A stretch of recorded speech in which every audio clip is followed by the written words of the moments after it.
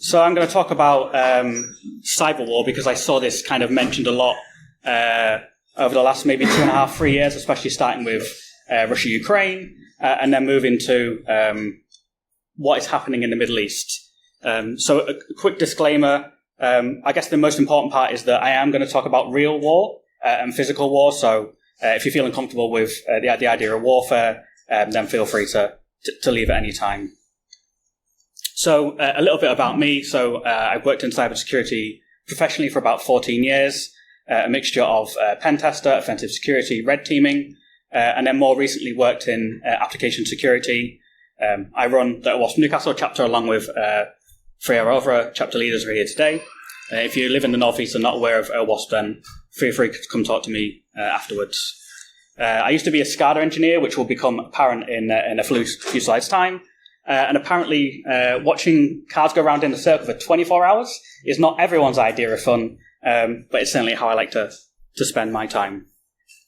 So I have no military background, so all of this is based on research that I've done or information that I've gathered as part of speaking to people.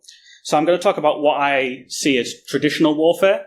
I'll then talk about some background into how I think cyberwar started or has progressed. I'll then talk about particularly October the 7th, 2023, and the current war that's going on in the Middle East. So this talk is focusing on the war between Israel and Hamas, which wasn't apparent in the synopsis. I'll talk about some threat actors, I'll talk about some malware, I'll talk about some API and reverse engineering, and then I'll conclude with what I think where we're going in the future. And of course, I'm going to mention AI, right? So, very briefly, I'm not going to condense like 4,000 years of Middle East history into half an hour. And I'm not going to try and provide information about what side is good, what side is bad. Rather, I'm just going to try and present the facts on the ground as I see them. So a real simplistic view of what warfare is to me, and this is one country attacks another country, a nation, a sovereign state. There's usually some physical borders, so we understand where nations begin and end. And there's some kind of normally like ground operation, at least in the past, where we understand some physical interaction will take place. So that's the perspective of what I guess I class as traditional warfare. And now I want to talk about why I think cyber warfare is different from traditional warfare, but how it's also not a new thing. So when I started writing this talk, I started to think about films that I'd watched growing up. I'm a child of the 80s, growing up in the early 90s, and I thought about like Terminator, War Games, and a few other films that I'd watched that kind of spoke to and kind of resonated with cyber warfare for me. But for me, Sneakers was the biggest one, where they talk about information warfare, and it's not necessarily about bullets, but who has control of the information. And from that, I started thinking about the White House. So I was going to ask who this is, but it says on the slide. This is Howard Schmidt. And in the early 2000s, he was hired by President Obama to become the cyber strategy guide at the White House. And his whole shtick was that there is no such thing as cyber war. It's just an information warfare. The idea, this metaphor that like cybersecurity evolves from warfare, and all of our tactics and strategy is just nonsense, and that, you know, this isn't a battlefield. We shouldn't use the term cyber war. That was in March 2010. And then in June 2016, NATO actually recognized cyber war as a tactic that would follow up from traditional warfare. It became an officially recognized used term, and meant that there was this kind of like cyber battleground for nation states, and that one attack on one nation's sovereign cyber, part or body would then result in a collective military response from the entire organization, and therefore may also trigger a full military response if this idea of cyber warfare was to happen. So that meant that as NATO recognized it, the official domains of war were land, sea, air, and now cyber was recognized.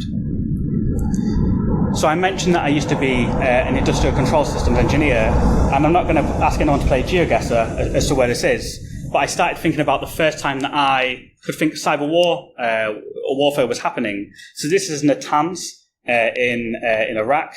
And for anyone that's not aware, this is where Stuxnet kind of began its life. And for me, this is the first kind of example where we had a mixture of traditional physical warfare, where something physical happened on site, but yet we also had the cyber element of espionage and computers being involved in a physical act. And this happened from memory around 2009, 2010.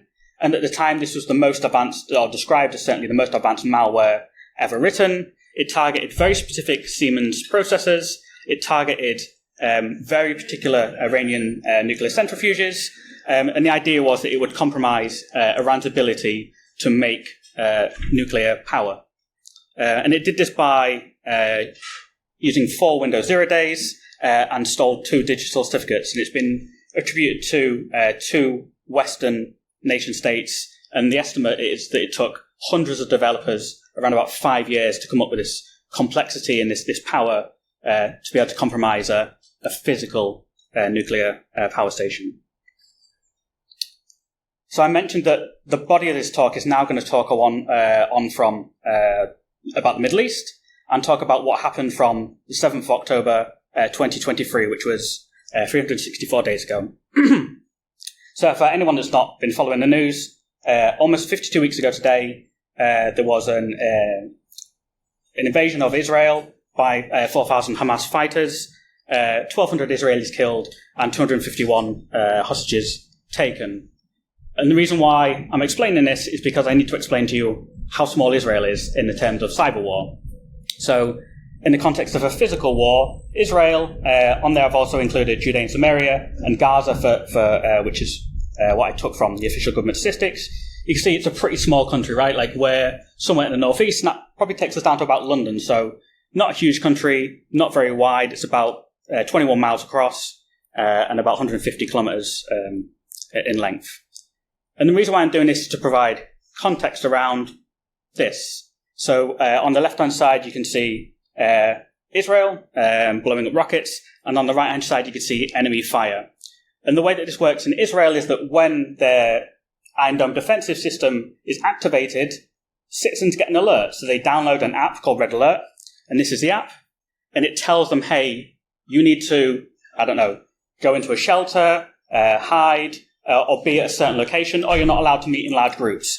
So this is an open source application. It's distributed on the Android store and the iOS store, but because it's open source, this allows malicious actors to take advantage of this and distribute fake and malicious versions. So the first threat actor I want to talk about is a non-ghost. I couldn't find like a sexier logo for a non-ghost. So for anyone that's seen Four Lions, this is a reference to the film Four Lions. So a non-ghost have conducted attacks on behalf of ISIS and now spearhead the Israel attacks that happen on Holocaust Remembrance Day every year. And they primarily work on defacing anti-Western, anti-Israeli, or deface websites with those kind of messages. And they found a vulnerability in this Red Alert mobile application. So they found that the API allowed them to, when they reversed it, send messages at will and at mass. So on October the 7th, when the images of the rockets that I was showing you, and the Israelis were downloading the app to say, hey, where do we need to go? They got these 2 push notifications. You can see that, the reference is the images of the swastika. And this is an app that's got 1 million downloads on the Play Store. So pretty severe, what the hell is going on when the country's under attack. And this is the app that's supposed to be used to defend itself. The second thing that happened, we saw after October 7th, was that someone made a fake version of the application. So I mentioned it's open sourced. They took the Android version and they added a load of malicious permissions. And anyone that's seen me talk before knows that I like to look at mobile application permissions. So they took these permissions. You can see on the left-hand side the genuine permissions of the genuine Red Alert application. And on the right-hand side, you can see the malicious permissions that they added. like quite a sizable difference in permissions and the type of permissions that it's giving access to. So they distributed this app through a website. You would click on, it would let you download the APK, and then you would install that on your device, i.e. to trick Israelis into downloading this malicious application. So I went and I took the application and I started reverse engineering it to try and understand what they added these extra permissions for and what is the application doing. So the first thing it did is it would go through and gather all the information, like where the victim was, their information about what network they were connecting to, what accounts were installed on the device. They would look at what packages and applications were installed on the device, and then also try and pull off the victim's contacts and call log. And then it would the code would go ahead and then wrap itself around text messages, try and extract all the text messages on the device, sent and received, and then it would bundle up all that information it had gathered, and it would upload it to a random, it says Onion, but it's not, it's just a HTTP service on the web in order to extract all the information that it gathered from these victims' devices. And again, to put it into context, at a time when you're being encouraged to download these kind of apps because the country is under attack, it becomes a massive opportunity for threat actors to gain information on citizens. One of the things that I was impressed with is that this application has a lot of anti-debugging, anti-emulation, and anti-testing built into it. So the idea is that me as a security researcher, when I download the application and run it and try and attach a debugger, the application crashes immediately. The code is obfuscated. Like, this is a lot better than some of the mobile applications I test professionally, where actually they've got some kind of code in there to protect against people like me from messing with the application. I thought that was an interesting point, that they'd gone out of their way to put these kind of preventative strategies into someone like me reverse engineering the application. The next iteration, so the first iteration was that the group found an API vulnerability. The second was that they released this permission improved version of the application. And then the third version of the application that they released was they allowed it to have a C2 communication. So the idea being that they can remotely control the device. So maybe when you install this, they can listen onto the microphone. The attacker can take pictures of the camera. They can pull your GPS location, so they can know on command at any time where the victim is and what they're doing with their mobile device. So following on from those type of attacks, we saw DDoS attacks following October the 7th. And these are kind of commoditized now, right? You can go to the dark web, you can buy a stress tester, you can spend a couple of $100, and you can attempt to bring down websites. So the first kind of threat group I saw attacking following October 7th was a Russian organization called Killnet. Again, they didn't have a cool logo that I could find, so I just pulled this one. But they describe themselves as like a patriotic DDoS group. They claim responsibility for bringing down Israeli government websites. So if you think at a time when maybe Israelis are going to the government website to try and find out what's going on, why there's rockets in the sky, or going to news media websites, these websites were being DDoSed intentionally to starve the public of information. The next group that I found were Anonymous Sudan, that are neither affiliated with Anonymous or exist in Sudan. But it's a really easy way to build reputation is by just putting the word anonymous in front of your group. Instantly, like, people are aware of who Anonymous are. And again, these have been attributed to be a Russian group. They started initially targeting Sweden and NATO, and they took responsibility for taking down the Jerusalem Post website on October 7th in order to starve the public of information. And Cloudflare happily shares some statistics around like the DDoS attacks that they saw. So you can see, maybe a little bit blurry, but on the left you can see DDoS attacks against Israeli infrastructure, and on the right, DDoS attacks against Palestinian infrastructure. And you can see a little bit more detail, the kind of volumetric attacks that happened following October 7th in order to starve the public of information. And for me, like, DDoS is like, okay, it's mildly interesting. It's not a particularly advanced kind of attack. And this is what I see when I think of DDoS, right? It's just it's not the most advanced attack. It's just stuffing people into a door in order to prevent access to information. So I then started looking at more sophisticated threats that we saw following October the 7th by similar threat actors. So the first type of malware that was discovered following October 7th was this BB Linux wiper. And for context, BB Netanyahu is the Prime Minister of Israel. So the threat actor renamed their malware after BB. And what it does is it was compiled on October the 2nd, which I don't know if it's a coincidence, but that's BB Netanyahu's birthday. And it got distributed around Linux servers. But unusually, there was no ransomware here. There was no kind of C2 connection. It would, when it affected a victim, would rename all their files on the Linux server to ending with .bb. It would encrypt those files, and then it would wipe the server. So they're not trying to gain access to information or extract information or even money. They're just trying to wipe servers en masse. But because a lot of the world doesn't run on Linux and enterprise environments run on Windows, they then evolved to a Windows version of the malware. That was 2 weeks later on the 21st of October, following October 7th. And this runs multi-threaded. It runs 8 threads. It runs on 12 cores. And again, you can see the date of October 21st on there. It disables Windows recovery features. It wipes the SAM. And again, there's no ransomware here. There's no C2. They're just trying to prevent access to services and deny the ability to do work.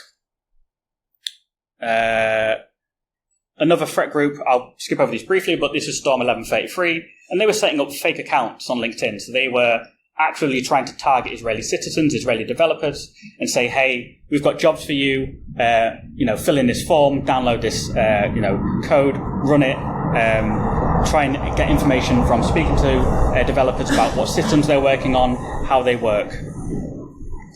But it wouldn't be fair for me to just do, pro-Palestine stuff and anti-Israel. There were a lot of pro-Israeli groups that set up as well. So a lot of Indian malware and hacking teams decided they were going to take down the Palestinian Health Authority's website, again, just through DDoS attack. And this group that I'm not going to attempt to pronounce, they targeted Iran. So Iran has been part of sanctions since the 1980s. They've got very old systems for processing and computing, and they infected 100% of Iran's petrol stations and restricted access to Iran's gas and petrol supply. So you've probably recognized these three names, or these at least the initials of the NSO group. They're a well-known,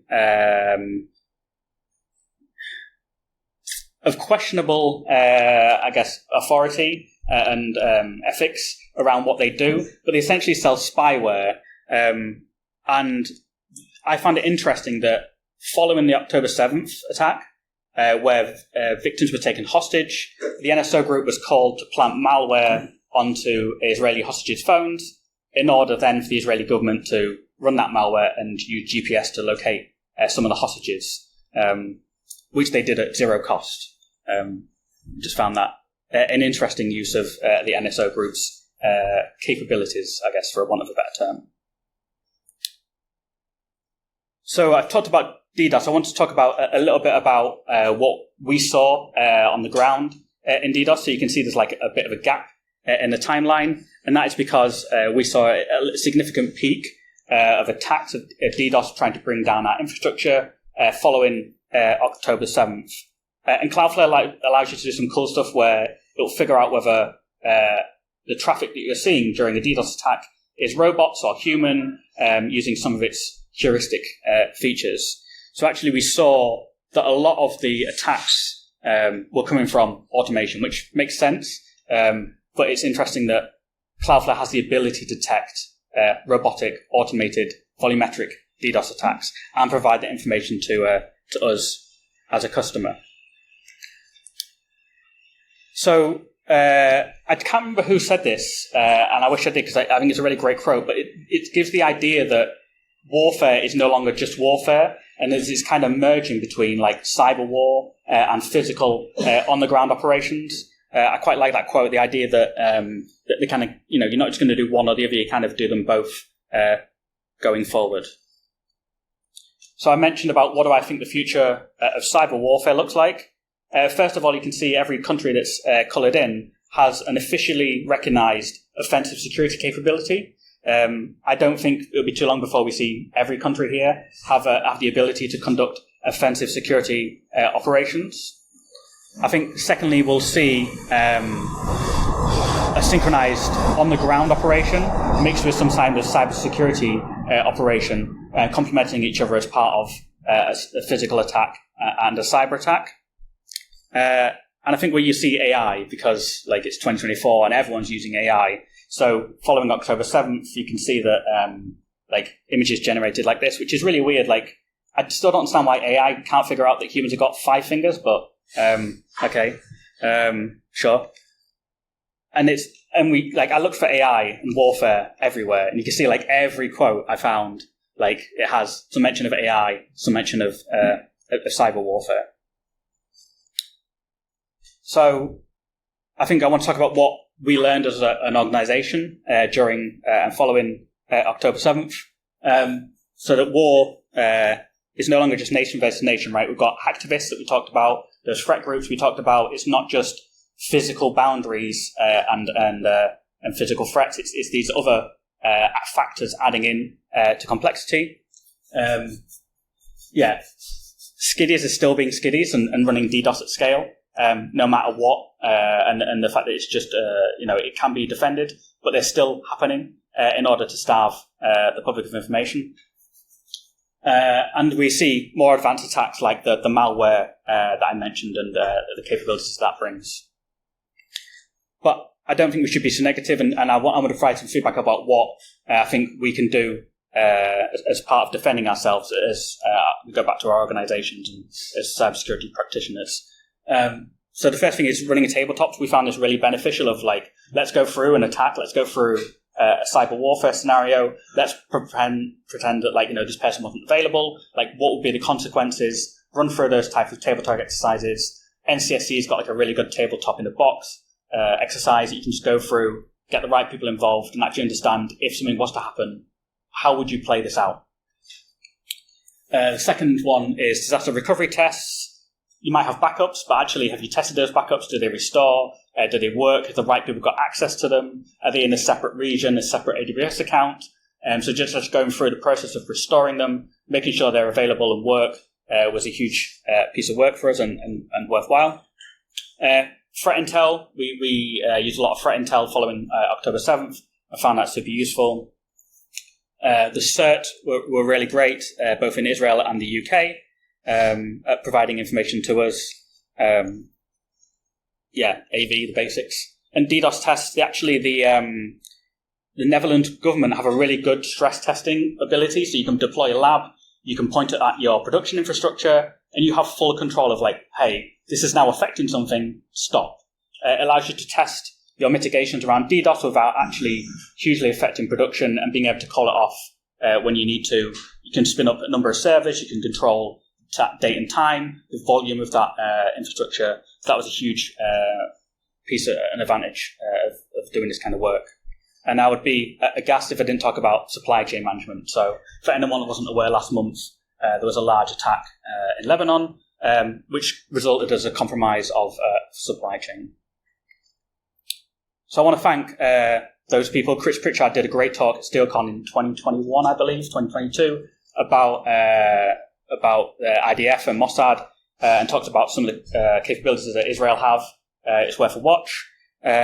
BlackBerry, Cloudflare, and Security Joe's did a lot of the research that I used screenshotted around some of the DDoS stuff and some of the mobile app stuff. That leaves 5 minutes for any questions.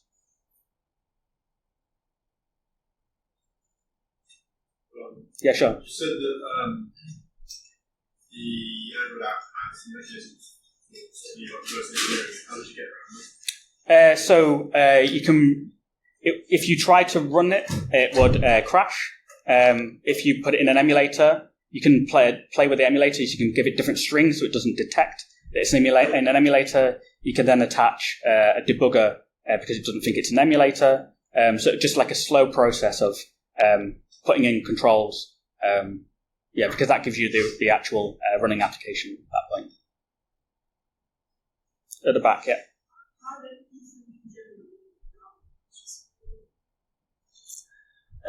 I don't have contact with GCHQ. I know that we have an offensive capability that we have the ability to use.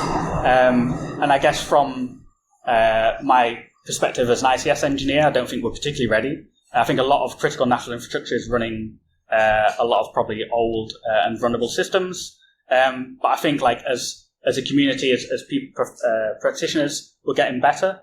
I don't think we will see the kind of barrage, like fingers crossed, that other places around the world are seeing. And I think we're getting better every day. That's a hopeful answer, anyway. Anyone else? You mentioned sort of controlling information. Is it not the case, perhaps in the future, that most information we found on some platforms like X anyway, in most cases, will be hard to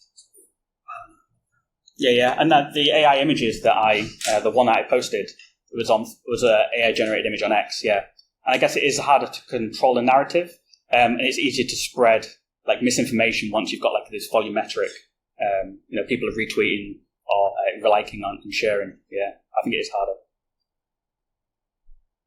Hopefully, like when you show like shadows to sunshine, they disappear and the truth comes out. So, thank you very much.